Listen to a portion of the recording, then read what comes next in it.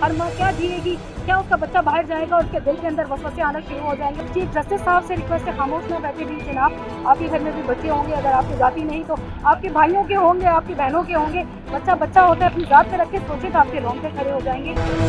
अगर किसी अशराफिया में से किसी का बच्चा होता तो क्या 6 दिन तक वो महफूज रह सकते थे? फारूक जुतोई वाला वाकया पूरी दुनिया जानती है। अब ये जजलान है, मज़ीद कोई और बच्चे ना हो, इसलिए हम कहते हैं कि जल्द अज जल्द इंसाफ के साथ।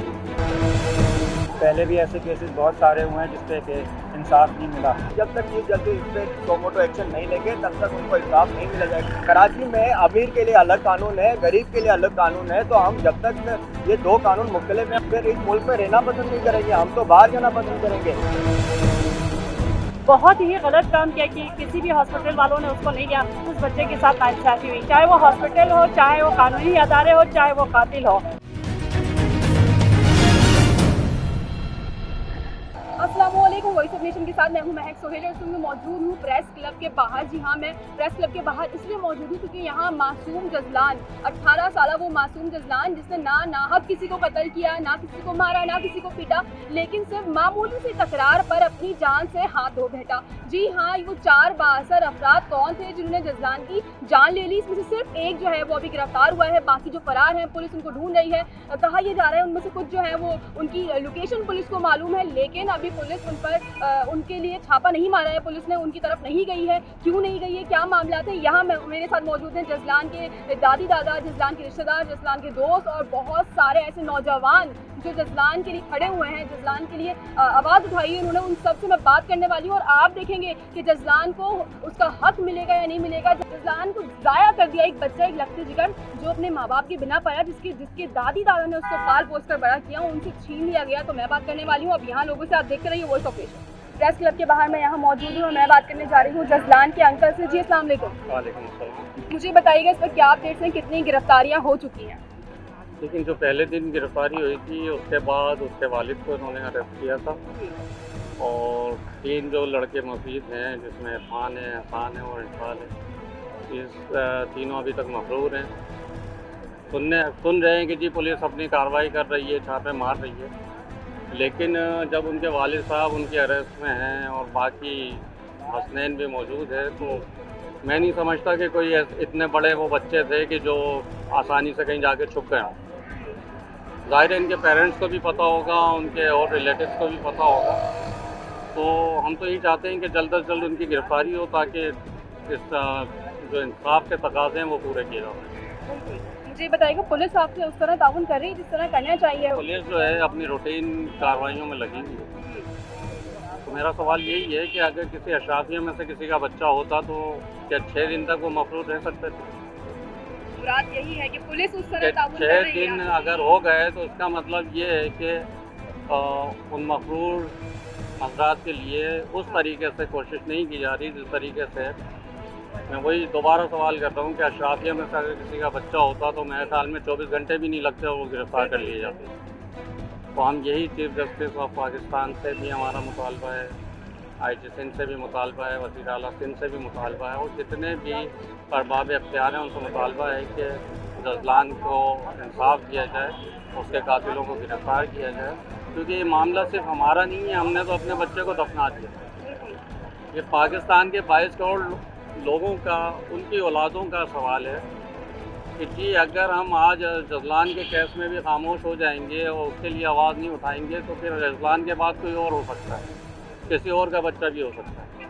तो इन जो रईसज़ादे हैं, जो अशराफिया है, इनकी औलादें हैं, अगर ये लोग तरबियत नहीं कर सकते तो हमारे कानून का ये फ़र्ज़ बनता है कि इनकी तरबियत करें और इन लोगों को जो है इंसाफ के कटहरे में खड़ा किया जाए। क्योंकि हमने पाकिस्तान में यही देखा है कि फारूक जुतोई वाला वाकया पूरी दुनिया जानती है, कि शादेब वाला, नाज़िम जोकियों वाला, ठीक है। अब ये जजलान है, मज़ीद कोई और बच्चे ना हो, इसलिए हम कहते हैं कि जल्द अज जल्द इंसाफ के सामने। बहुत शुक्रिया, थैंक यू।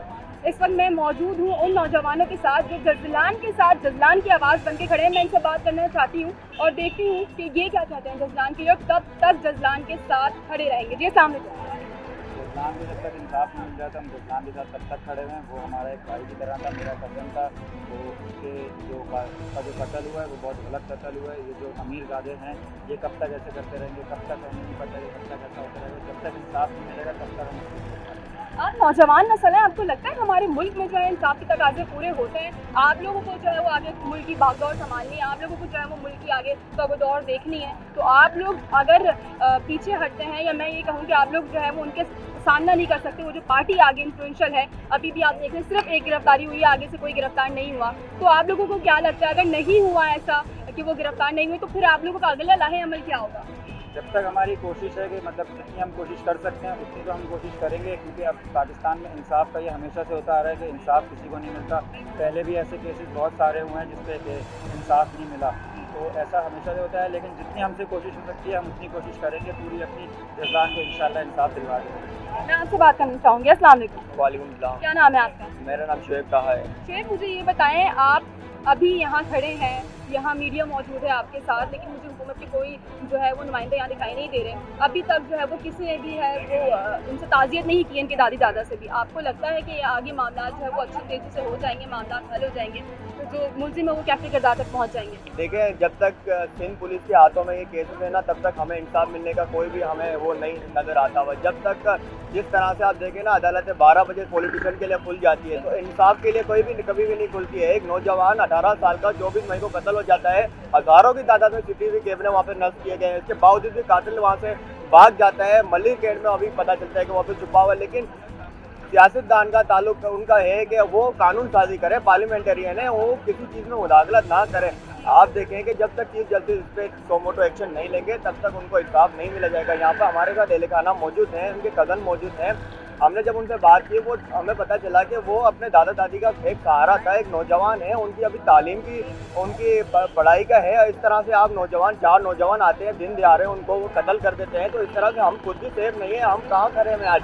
कराची में अमीर के लिए अलग कानून है, गरीब के लिए अलग कानून है, तो हम जब तक ये 2 कानून मुख्तलिफ हैं, हम कहाँ खड़े हैं? हम एज अ नौजवान हम तो फिर इस मुल्क में रहना पसंद नहीं करेंगे, हम तो बाहर जाना पसंद करेंगे। तो कब तक हमें इंसाफ नहीं मिलेगा? मैं तो चाहता हूँ कि मैं इस मुल्क के लिए कुछ कर जाऊँ, लेकिन इस मुल्क के लिए यहाँ के जो सियासतदान है हमारे लिए कुछ करने के लिए तैयार नहीं है। वो अपने मफादात के लिए हमें कुर्बान करते थे। हम जैसे नौजवान आए दिन यहाँ पर रोज़ कराची में कत्ल कर दिए जाते हैं। तो जब तक इंसाफ नहीं मिलेगा, हम अजान के साथ खड़े हुए, हमारे इनके एहले खाना के साथ हम खड़े हुए, और जब तक इंसाफ नहीं मिलेगा हम उनके साथ खड़े हुए इंशाल्लाह। जी, अस्सलाम वालेकुम। मुझे बताइएगा, इस वक्त 6 दिन गुजर चुके हैं, लेकिन गिरफ्तारी जो है वो सिर्फ एक ही हुई है। आपको लगता है हमारे मुल्क में जो है वो जजलान को इंसाफ मिलेगा? I doubt it. Without it? But I am praying for the justice, but I doubt it. क्योंकि previous history ऐसी नहीं है। ठीक है, आप लोग यहाँ जजलान के लिए खड़े हैं। जजलान 18 साल मासूम बच्चा जिसकी किसी से कोई लड़ाई नहीं थी। आपको लगता है जो सामने वाली पार्टी है वो इतनी इन्फ्लुएंशियल है कि अगर हम चाहें भी तो इंसाफ नहीं ले सकते? हमारा मुल्क का तकाजा ये कि इंसाफ अगर आपको मिलेगा तब जब आप सामने से इन्फ्लुएंशियल होंगे, अगर आपके हाथ में ताकत है, पैसा है। I agree with you. जी, अस्सलाम वालेकुम। वालेकुम अस्सलाम। जी, आपका नाम? मेरा नाम रेहाना अजीज़ है और मैं सोच वाला की प्रेसिडेंट हूँ। और यहाँ पे बात हो कश्मीर की, किसी भी कंट्री के अंदर कोई जुल्म की, फ़लस्तीन की, हम उसके खिलाफ यहाँ पे मुजाहरे करते हैं, चीखते हैं, चिल्लाते हैं। जजलान अर्ज़ पाकिस्तान का, इस पाकिस्तान का बेटा था, उसके खिलाफ कैसे हो नहीं सकता कि हम ना आएँ और बात ना करें, उस बच्चे को इंसाफ ना दिलाएं। इंशाल्लाह मुझे पूरी उम्मीद है उस बच्चे को इंसाफ मिलेगा और भरपूर तरीके से मिलेगा। अगर आज उस बच्चे को इंसाफ नहीं मिला और उस बच्चे को इस दफ़ा इंसाफ नहीं मिला, समझे सब माओं के बच्चे छीन लिए गए। हर माँ जो है वो बच्चों से हाथ धो बैठी है। हर माँ क्या जिएगी? क्या उसका बच्चा बाहर जाएगा और उसके दिल के अंदर वसवसे आना शुरू हो जाएंगे और उसके आने वक्त तक वो माँ जो है वो बिल्कुल मौत और ज़िंदगी की कशमकश के बीच में रहेगी। लिहाजा भरपूर तरीके से मिलेगा इंसाफ। चीफ जस्टिस साहब से रिक्वेस्ट है, खामोश ना बैठे भी जनाब। आपके घर में भी बच्चे होंगे, अगर आपके ज़ाती नहीं तो आपके भाइयों के होंगे, आपकी बहनों के होंगे। बच्चा बच्चा होता है, अपनी ज़ात पे रख के सोचे तो आपके रोंगटे खड़े हो जाएंगे, आपका दिमाग सुन हो जाएगा, आपका दिल हिल जाएगा। पुलिस से भी मेरी रिक्वेस्ट है, काइंडली अपनी ज़ात पे रख के सोचें। वो बच्चा जो था वो एक आम बच्चा नहीं था, पाकिस्तान का बच्चा था और बहुत प्यारा बच्चा था। इसने इतनी मेहनत कर 18 साल का हुआ। पूरे ख़ानदान की उम्मीदें उस बच्चे पे थी कि अभी हमारे लिए कुछ करेगा, पाकिस्तान के लिए बहुत बड़ा काम कर सकता था, लेकिन इस तरह उसका छीन जाना समझे पूरी कौम का मर जाना। लिहाजा मेरी रिक्वेस्ट है कि उसको ज़रूर मिलेगा इंसाफ। उम्मीद है जी चीफ जस्टिस साहब आपसे, और रिक्वेस्ट भी करते हैं कि काइंडली आप कुछ करें और ज़रूर उस बच्चे को इंसाफ दिलाएं। बहुत शुक्रिया। बहुत शुक्रिया, थैंक यू जी। अस्सलाम वालेकुम। वालेकुम सलाम। मैं पारसा फातिमा, सोच औरत की वाइस प्रेसिडेंट, और यहाँ आने का हमारा मकसद जजलान के इंसाफ के लिए आवाज़ बुलंद करना है।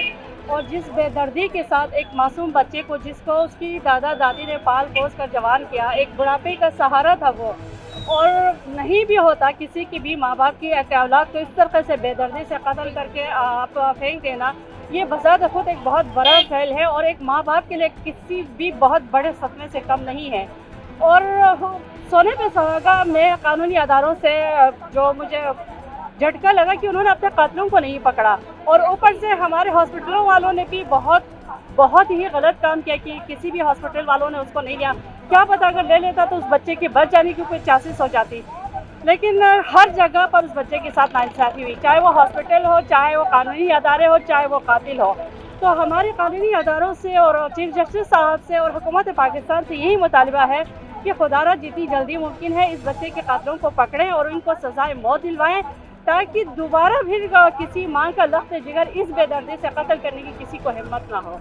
बहुत शुक्रिया मैम। आप मेरे साथ मौजूद हैं इस वक्त जजलान के चाची, मैं उनसे बात करना चाह रही हूँ। जी सर, अस्सलाम वालेकुम। वालेकुम अस्सलाम। सर मुझे बताइएगा, मुझे मालूम हुआ है तो यहाँ खड़े होके कि जो मुल्जिमान हैं वो इस वक्त मलिर कैंट में मौजूद है, लेकिन अभी कोई छापा नहीं मारा गया वहाँ उनको पकड़ने के लिए। देखिए ये मामला जो है ये मेरे जो है बड़े भाई के ऊपर जो है काम कर रहे हैं, और तो सारी अपडेट वहाँ से जो मेरे पास मुस्तनद रिपोर्ट है जो अभी हो चुका है, सही है। जो होने वाला है वो तो हम नहीं कर सकते, क्योंकि सारी बातें ये मैं आपसे अगर न्यूज़ लीक करूँ वहाँ कुछ और हो सकता है, ठीक है। तो मैं आपको वो चीज़ बता रहा हूँ जो इस वक्त ऑथेंटिक है, मुस्तनद है।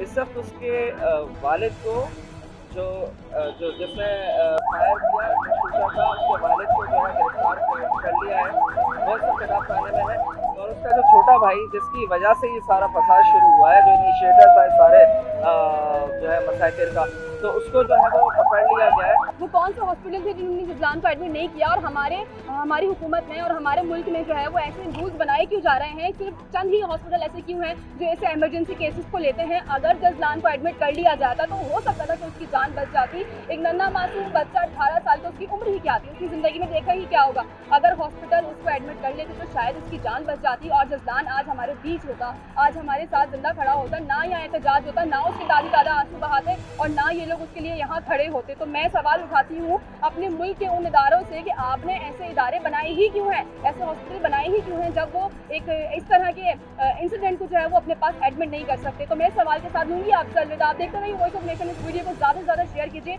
हम जजलान के लिए आवाज़ उठाते रहेंगे और जब तक ये केस सॉल्व नहीं हो जाता हम जजलान के लिए खड़े रहेंगे। तो इसके साथ मुझे दीजिए इजाज़त। अल्लाह ने के बाद वॉइस ऑफ नेशन की वीडियोस देखने के लिए हमारा चैनल सब्सक्राइब कीजिए और बेल के आइकॉन पर क्लिक कीजिए ताकि आप हमारी तमाम आने वाली वीडियो से बाखबर रह सकें।